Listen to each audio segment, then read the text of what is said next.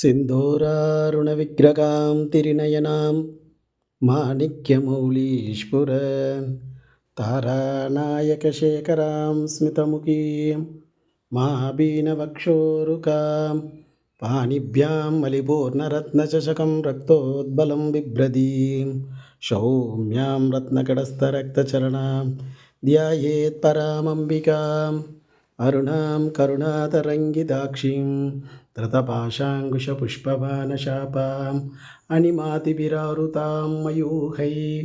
अहमित्येव विभावये भवानीं ध्यायेद्पद्मासनस्थां विकसितवदनां पद्मभद्रायदाक्षीं हेमापां पीतवस्त्रां करकलितलसत्तेमपद्माम्बराङ्गीं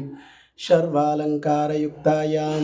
शततमयपतां भक्तनाम्रां भवानीं श्रीविद्यां शान्तमूर्तिं सकलसूरनुतां सर्वसम्पत्प्रदात्रीं शकुङ्कुमविलेपनामलिगशुम्बिकस्तूरिकां समन्ताशिदेक्षणां ससरसाभ